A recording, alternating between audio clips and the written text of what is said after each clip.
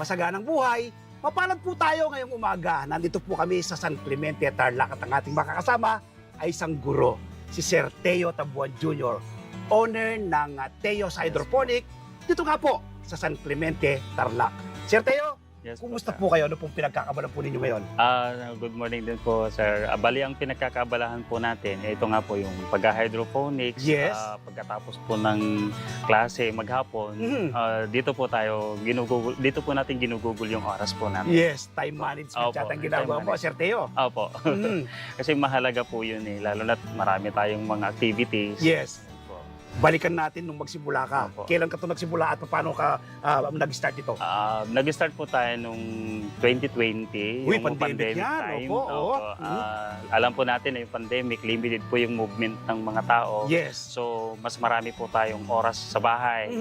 Kung wala po tayong ibang gagawin, nakakapagod po. Yes.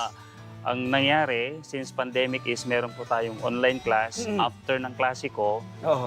yan na po. Kung ano yung mga nabubutingting natin, just para maano po yung oras. Yes. Yun po. So, hanggang sa, nung una, nood tayo sa YouTube. Yes. Para kung ano pa yung pwede nating mapagkaabalahan. Hanggang sa napadaan po ako sa page niyo at Wow. saka iba pang mga Yes, vlogger oo. po, tungkol sa paghahalaman. So, nag-start ka, Sir Teo, Opo. mga scrap material. Saan Yes mo po. napadaan kasi scrap material ang ginagamit ko. Opo. Okay? Opo. Actually, nag-start tayo dun sa sir, sa 1.5 pet bottles. Wow, Ang ginawa yun po ang natin. ginagamit ko rin. Opo. Yes, okay. Yun. Ang unang ginamit ko po dun na medium is yung vermity. Vermity. Kasi during that time, meron din po tayong vermiculture production. Yes. Ayan po. So, yun po yung ginamit. Pero since yun lang po yung ginagamit natin ng medium, hindi po siya masyadong Hindi masyadong nag-prosper. gumanda na. Opo. Okay. Okay naman kung sa consumability ng product, pwede na po. Pwede na. Opo. Pero hindi siya pang-commercial. Hindi po. Yes. So, So, yun po yun. Doon po nag-start sa ano po. magkano pong nilabas yung puhunan nung kayo Mga nag-start nasa ito? around 1,000 to 1,500 din. 1,000 to 1,500 ang ginamit yung puhunan. Opo. Pero ngayon po, unti-unti yung develop to. Yes po. Meron na po kayong greenhouse. Oo. Kaya, From yung mga kinikita po natin doon, paunti-unti, Yes. nag-iipon tayo para pambili ng mga materials. Hanggang Yes. sa na-fruit up po natin itong malaking greenhouse po natin. Pero aside from that, yung ibang puhunan po natin dito, galing Yes. na po sa sahod natin. Nag-chip in lang po tayo ng konti. yes. Kurot-kurot ng kurot-kurot konti. lang. Hanggang unti-unti Opo. napapalaki. Ano? Opo. Sir, kailan kayo nag-shift into hydroponics? Nag-start ka sa mga bote at bakit? Bali, on that, din po, after po nung na-harvest ko yung nasa pet bottle, sabi ko parang hindi siya gaanong kagandahan. Tapos nag-search po ako ng other ways pa kung paano may improve. So, Yes. yun nga po, na ano ko po yung hydroponic, yung Kratke method using styrobox. Yan. So, Continuous learning lang po kasi yan. So, natututo dire-diretso po kayo. po talaga. Dire-diretso. No? Opo. Bakit po hydroponics? Mas ano po ba sa inyo bilang isang guro, mas lesson po ba yung trabaho? Opo, yun po yung kagandahan ng Kratke method since ayan po yung pinaka-basic na system ng hydroponics. Marami po kasi uri, pero yung iba, kailangan na ng malaking capital. So, ito po yung pinaka-basic. And then, ang kagandahan po nito is kapag ka na-set mo na, hintay ka na lang mga 15 days, saka ka na lang magre-refill ulit, hanggang harvest na po yun. Parang plant and forget. Yes. Parang ano na po yun, set and forget na siya. Yes, set and forget. Ano? Opo. And naging advantageous po siya sa akin kasi nga dahil sa umaga at hapon sa school, so titingnan mo na lang siya hapon. Yes. So yun po yun. Pagising mo, yan. Pagdating mo ng hapon, yan din ulit. Yes. So Sir, yun po. energetic po kayo. Nakikita ko Opo. yung pangangatawan po ninyo. Opo. Ano pong benepisyo po nakukuha po ninyo sa Ay, pagtatanim po ninyo? napakalaki po. Kahit sobrang pagod, Yes. pagka kaharap mo na yung mga halaman, parang sa computer, na-reboot ka kaagad eh. Yes. Refresh ka. Kahit nga po inaabot ako ng 12:30 ng gabi dyan, hindi ko pa rin po maramdaman yung pagod. Yes. Lalo pagka araw ng Biyernes, tsaka Sabado. Yes. So yun po yung talaga mas mahaba yung time ng paggawa. Opo. Ano pong mga struggles po ang kinaharap po ninyo at nasolusyonan nyo naman? Ang dito po sa akin kasi sir, minimal lang po yung nagiging problema ko.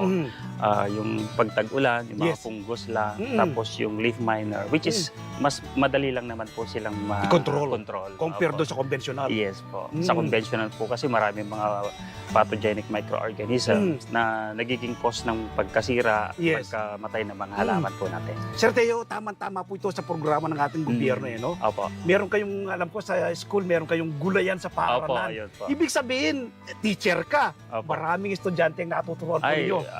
sa school po, kada brigada eskwela po namin, isa po ito sa prino-promote namin na part po ng brigada eskwela. Wow. Yung hydroponics garden. In connection to gulayan sa paaralan nga po. Yan. So para magkaroon po ng kamalayan yung mga estudyante, papaano nila mas mapahalagahan yung pagpuproduce ng sarili nilang gulay at yung sustainability niya. Yes. Yun po yun. Dito kasi, walang season kang Wala po hintay, eh. no?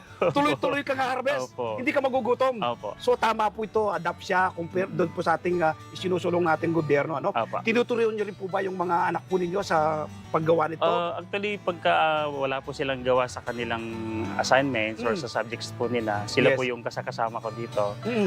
Tinitingnan kung may mga uod, kung kailangan ng mag-refill, tsaka kung preparations, Yes. sila po yung pinag-prepare ko ng mga medium. At ako na lang po yung taga-ayos. Talaga naman, kita Opo. mo nga naman, sabi ng ni Jose Rizal, ang kabataan na siyang pag-asa ng Opo, bayan. Lalo na yung mga estudyante po ninyo, sinasama niyo siguro dito, Sir Teo. Pagka wala po silang, ay may bakante po sila, pupunta sila dito. Na bibili, at the same time, tatanong-tanong na rin kung ano pa yung sistemang ganito. Sabi ko naman, kung willing kayo, Yes. i-provide nyo lang yung mga initial materials, tuturuan ko kayong paano. Yes. Sir Teo, may kita ba Opo. sa pagtatanim? Kung sa kita po, nakakasapat naman. Enough lang po para sa mga pangangailangan Yes ng bata. po. At hindi, ang importante, nakakakain tayo ng sariwa. Opo, yung Ligtas. sariwa.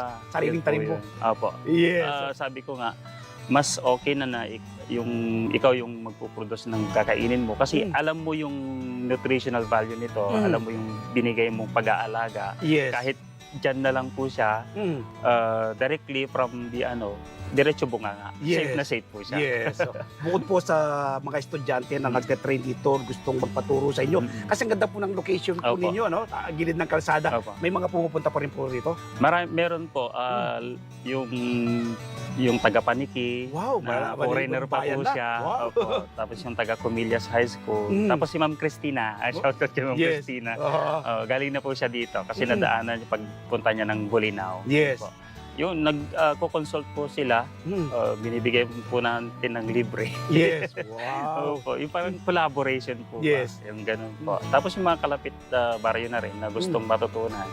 Ayun po, pumupunta po sila dito. Natutuwa ko, Eh, Sir Teo, nabanggit mo yung libre, ano? Opo. Patuloy po kayo pagpapalaan ng Panginoon. Kasi yung knowledge na ipinagkairam po sa inyo ng Panginoon, ibinabahagi po ninyo sa iba. Opo.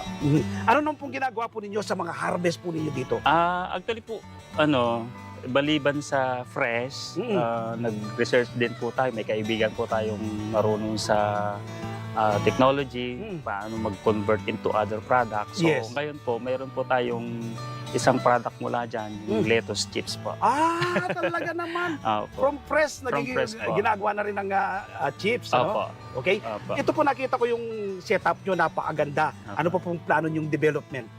Actually po, kung makakapag-ipon po tayo from Kratky, magsiship po tayo into NFT. Yun po yung ito yung may plano. dumadali na Opo, ano? Yung recirculating Oo. na po yung Oo. para sa isang control na lang po tayo ng nutrients. Dito po kasi iisa-isahin mo eh. Yes. Medyo laborious siya ng konti. Yes. Dito po sa bayan ng San Clemente, marami na po bang nag-hydroponics? Kumusta po yung suporta dito ng local government? Actually, kung sa operational na hydroponics po, ako pa lang po. Wow! Pinasimulan mo, alam ko, yayabong dito yan. Opo. So, well-supportive naman yung mga LGU po natin. And then, hoping po kung paano po yung progress ng pag-uusap ng isang estudyante po natin na nasa DA ngayon, meron po siyang kinokontak sa region po. Yes. Hoping po mag-materialize po yun. Yes.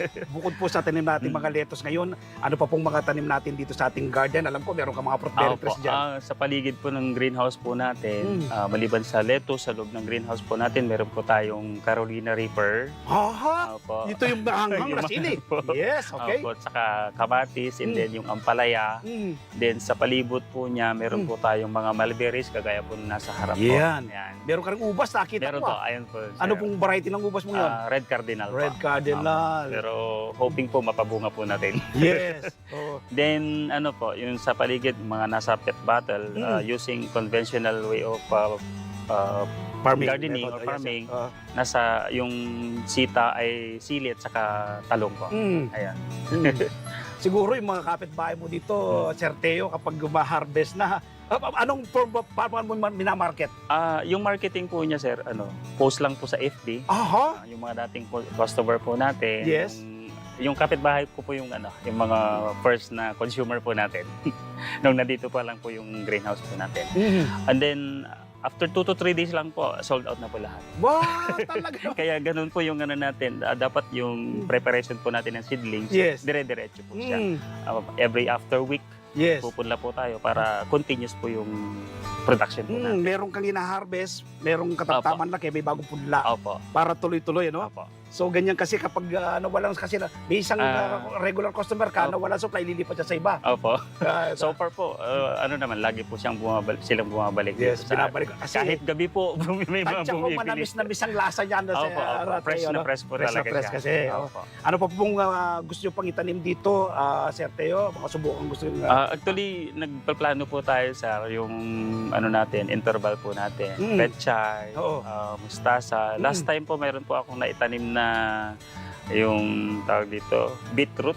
Aha. Ayun, yung pula yung niya. Oo, may laman na ba? Pero maliit lang po yung naging laman. Hindi po siya nag-materialize masyado. Parang Saka, radis ito eh, no? Opo, Yes. pipino po. Yung Pipino. balak ko po yan dyan sa loob. So, yun. Baba. Then other than that, meron po tayong dito sa gilid, kalamansi, Yes. buko, ganun pa. Imbitaan po ninyo yung mga nanonood sa atin ngayon. Mga lalo na mga kapwa nyo po guro, no? Mga estudyante, try din po nila ang pagtatanim. Opo. Yun po Imbitaan yun. nyo po. Okay. So, magandang buhay. Masaganang buhay pala yung ni Sir Mer. Dito po sila para i-feature po yung pre-na-practice natin na hydroponic Kratky method. Lalo-lalo na po sa mga estudyante po natin, mga kasamang guro and mga kaguruan. I-adapt po natin yung hydroponic system kahit yung pinaka-basic lang. Aside from may yung fresh yung nakakain natin. Actually, hindi lang naman lettuce yung pwede natin itanim dyan. Lahat Yes. po ng ng mga leafy vegetables, except lang yung mga woody. Yes. Pwede siya. Ito kasi hindi siya masyadong nangangailangan ng space. Basta may enough lang. Oras. Opo, na oras. Gugulin mo. Opo. So, yun po. Na, lalo-lalo na yung mga kasama po natin. Pwede pong yan. Sige po. Christina. Sige po. Opo. Ay po kay Sir, Sir, sino yung Palawig? Sir Rafael. Sir Rafael, Opo. pagaling. Si Christina. Opo. Si Sir, Ma'am Christina. Shout out sa iyo, ma'am. Tapos yung mga kasama sa iba pa po ng mga kasamaan po natin sa hydroponic garden. Yes, hindi ko to palalampasin, Sir Teo, Opo. Hihingi ako ng tips Opo. na gusto pong yung mga gusto pong magtanim nito, ano pwede niyo pong ibigay na tips sa kanila? Ang lang po natin, kung gusto po nilang i-practice yung hydroponics, start small po tayo bago po tayo mag-dream ng malaki. Yeah. Kasi kung umpisa natin sa malaki kaagad at Baka hindi hindi pa natin mag-prosper. alam Yes, yung unang proseso, lugi lang po. Sayang lang po yung investment. Yes. And then, ang isa pa pong key, dapat meron po tayong tao na pwedeng mapagdirektahan ng mga pagtanungan para sa ganun, first-hand information Yes. at magabayan ka po na mas maayos. Yes. Kaysa although yung YouTube nakakatulong, pero iba pa rin po yung actual na May ginagawa. organization yata naman kayo eh, no? Meron po, sir. Yes, so Opo. dapat sumali din sila sa Opo, ganun, ano? opo. Marami pong mga group na makakatulong sa nag-uumpisa pa lang sa hydroponics. Yes. Saka continuous learning naman yan, Sir Opo, Teo, sir. no? Dire-diretso Hindi po. natin pa pwede sabing, alam ko to. May alam ka, may hindi ko alam. Opo. May alam naman ako na hindi mo alam. Opo. Bilang isang guro, Sir Teo, ano pa pong ilingkunin nyo ngayon sa gobyerno para igit pa pong mapaunlad ang ating larangan ng agrikultura? Siguro po mas bigyan nila ng pagkakataon at yung mga kasama po na kagaya po namin na nagbe-venture into hydroponics, and then yung since mayroon po tayong Department of Education by municipality, pwede po i-anchor po nila doon Yes. yung ganito pong sistema. Simpleng hiling po ni Sir Teo sa ating pamahalaan, partikular sa Department Yes of po. Agriculture at sa pamahalang bayan po ng San Clemente. Huwag po kayong bibitiw. Magbabalik pang masaganang buhay at ituturo tayo ni Sir Teo dito po sa kanyang garden. Sa aming pong pagbabalik.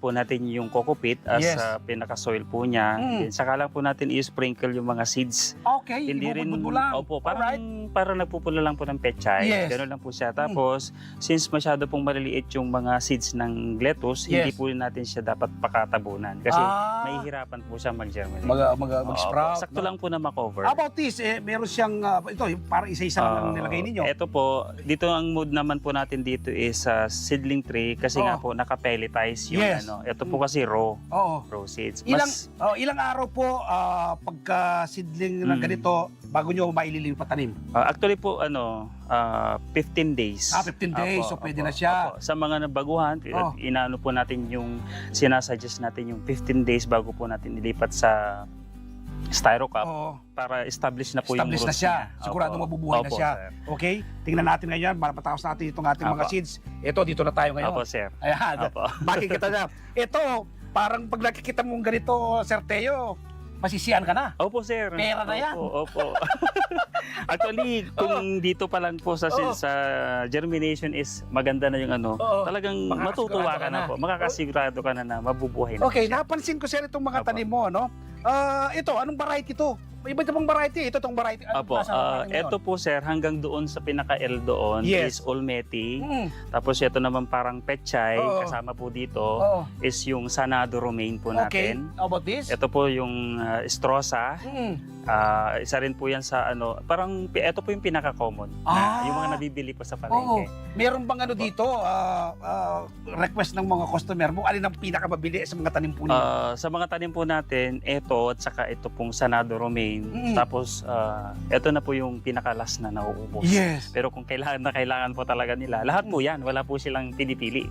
Talaga naman. Pero ito po yung pinaka-fast moving. Experience, malawak ka ng experience sa paglililetus. Alin ba yung pinaka mataasang nutrients o masasabi nating full pack yung kanyang taglay na sustansya? Ito po, sir. Ito! Yung sinasabi nilang parang pechay. Pagkakamalang pechay po yan. Pero sa basic po sa research ko po, ito po yung isa sa pinaka-compact ng nutrition. Talaga naman. Crunchy to. Opo, crunchy, sweet.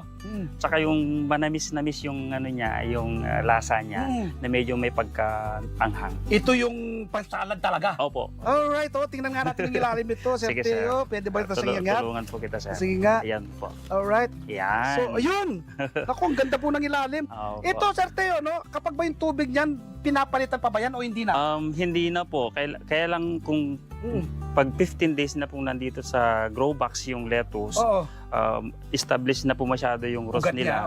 Ang bilis po nilang mag-absorb ng nutrients. So by that time, kailangan na rin po natin magdagdag. So hindi ka magbabawas, hindi ka magtatanggal sa halip magdadagdag lang. Opo.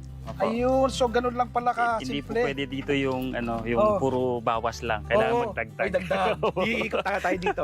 Okay, ano pong ginagawa po ninyo bukod po sa dito sa sariwang ito? Dito sir, pagka ano po, pag medyo matumal ng kaunti yung lettuce po natin, Oo. yung mga fresh, Oo.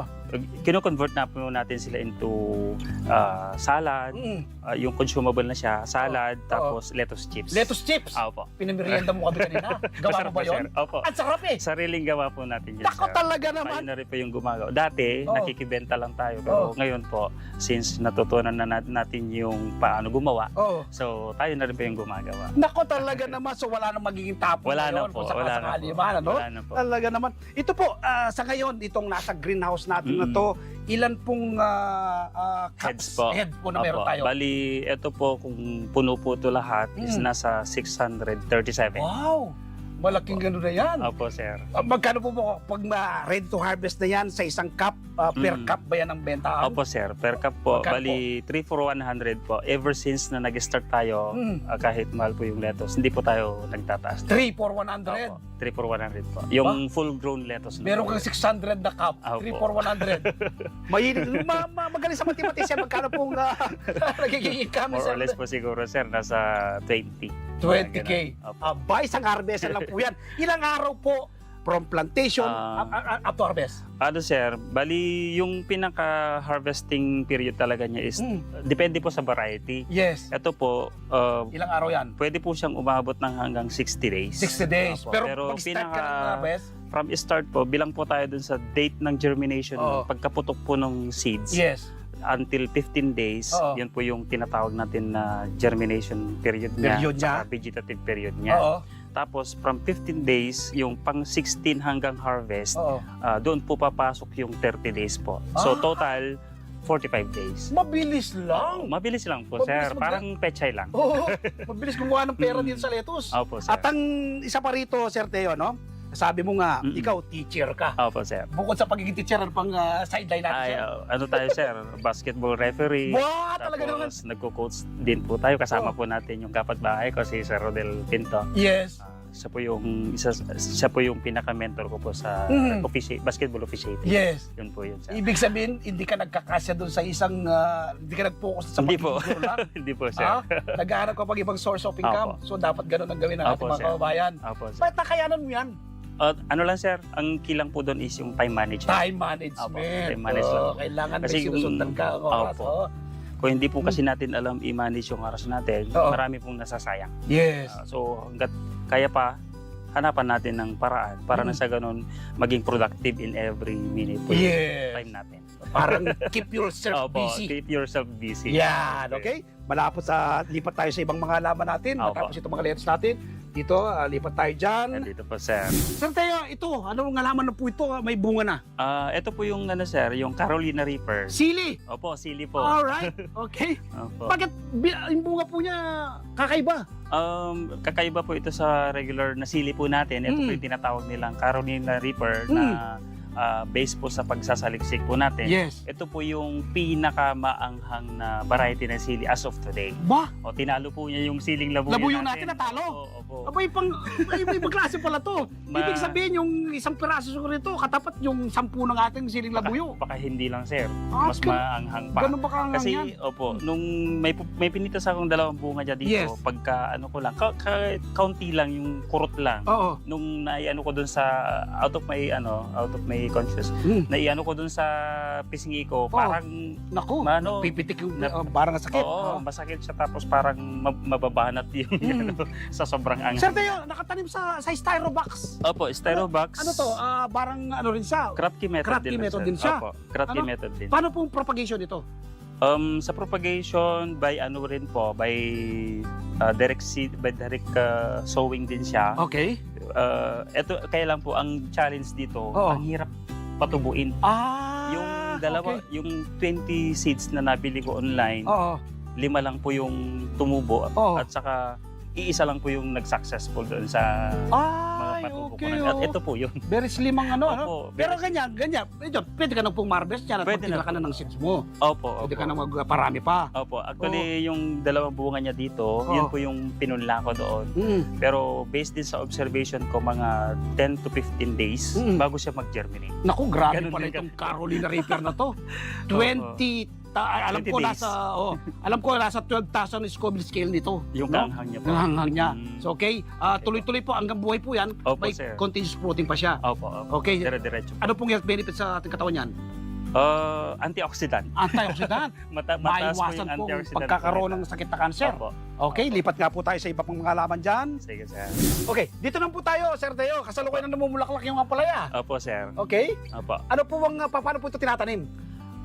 Ganun din po, pwede po siya sa hydroponics, Okay. Kratky method. Hmm. Pwede rin po siyang direct soil na Conventional. po siya. Conventional method po. Kasalukuyan po siya nagpa-flower. Ano Opo. pong benepisyo nito at anong pakinabang nyo dito? Marami po sir na pwede, sa dahon pa lang, pwede mo na siyang gamitin na pansahog sa munggo. Yes, yung sariwang dahon yan. Sariwang dahon. About Ilaga tumanda lang. na. Pag tumanda at naging brown, pwede Oo. mo rin po siyang gawing tea. Tea. Opo. Alright. Kahit nga po yung bulaklak, Oh, ito may pwede flower rin na siya. pong isahog sa munggo. Oo. Eh, yung Wala, bunga niyan. wala pong tapon. Oo. Lahat po yan consumable. Oo. Except po yung stem. Yes. Opo. Eh, yung bunga niyan. Opo. Anti-diabetes yan, Sir Opo, sir. Teo. Ano po bang sa research mo? Ano po bang health benefits sa ating katawan nitong ampalaya?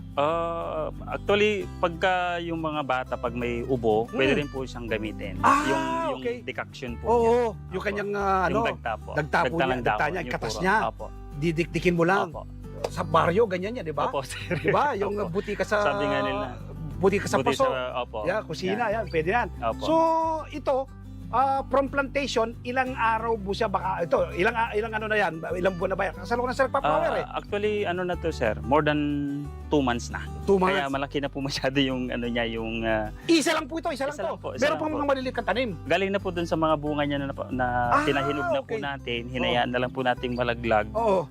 Ayan na, tumubo na na. rin po siya. Opo. Naku talaga naman, napakaraming pagkinabang dito pa rin yan sa Oo, greenhouse, ano? sa isang Lipat ano tayo lang sa po. iba pang ating mga halaman dyan. Opo. Sir, ito, anong halaman? Bago lang sa paningin ko to eh. Ito yung tinatawag natin na fig tree, sir. Fig tree? Parang biblical ito eh. Oo. Nabanggit sa Bible, yung Oo. fig tree. Okay. Opo. Ang nagustuhan ko naman dito dahil na-curious ako dun sa bunga niya kung Oo. ano yung nutritional value niya Oo. at yung lasa. Masarap ba siya? Masarap, sir. Matamis or paano? Parang kung nakatikim ka na ng saresa, sir. Okay. Alatiris, Ratilis. tsaka hinog na yung kay Mitong Violet. Oo. Ganun, pagsamahin mo yung... Paano siya namumunga dyan? dito lang, sir. Pagka nag-bud na siyang ganyan, Oo. parang... Ito Opo. flower na to. Opo, sir. Start na siya. Diretso bunga na po yan. Oh, sir, nakatanim lang sa paso nga. Opo. Ma? Matindi ah. Paano propagate ito? Through cuttings lang. dito, sir. Cuttings! Opo. Pag kinat mo ba yan, tapos tusok-tusok lang siya? Opo, sir. Parang ano lang siya. Parang mulberry. Mulberry. Lang, sir. Opo. Okay, sir, may napansin ako eh. Ito style ng magsasaka reporter to ah. Kita niyo mo? Opo, sir. Ito style ng magsasaka reporter to ah. Opo. Ganito ka ba nagsimula? Opo, sir. Pareho hindi mo iniiwan. Talagang tuloy-tuloy ka pa rin Hindi ha? po. Mas ano po kasi convenient ka. Oo. Lalo na kung hindi maganda yung ano ng soil. At Yes. least dito, control mo yung nutrients na ibibigay. Sir, na-maximize mo itong lugar ah. Kumpleto kaya. Opo. Kumpleto ka. Ibig sabihin siguro, mas matatansya ko ngayon, 90% di ka na bumibili ng gulay mo, dito mo lang kinukuha. Pagka fruiting na sila, sir. Yes. Dito po lahat. Dito na. Opo. Naku, kaya pala energetic ka. Talaga naman, oh. At saka pa, ano pa bang pwede nating ano dyan? So, ito, So, palaya. tuloy-tuloy na yan. Opo, Oh, sir. Tuloy-tuloy na yan. Opo. Oh, baka meron kang nais pang pasalamatan, Sir Teo, binibigay ko sa iyo pagkakataon. Okay po, maraming. Una na sa taas, sir, tapos ikaw, sir, dahil nakarating ka dito sa amin. Yes. Kahit malayo. Okay, then second is sa family ko, sa support na binibigay, then sa mga kasamaan ko sa school. Yes. Uh, Yung principal ninyo. Yung principal ko po, si Madam Aurora, saka yung kumpadre ko si Sir Rodel Pinto. Okay, dahil sa support ang ibinigay niya sa akin that time, sir. And Yes. then, sa mga kasama po natin na nag-hydroponics, si Madam Cristina Padua, si Sir Rafael Pagaling ng Palawig, si Sir Marvin na rin, pwede rin ba siya? Yes. Sir Marvin Baisa, at saka yung grupo namin na Master Blend Philippines. Sir Teo, thank you po. Una po sa panayam, pangalawa sa pagtour po Sige, sa sir. inyong pagandang garden. Thank you rin, sir, dahil nadalaw ka dito sa amin. Si Sir Teo Tabuan Jr., teacher at owner ng Teo's Hydroponic. Yes. Dito po yan sa San Clemente, Tarlac.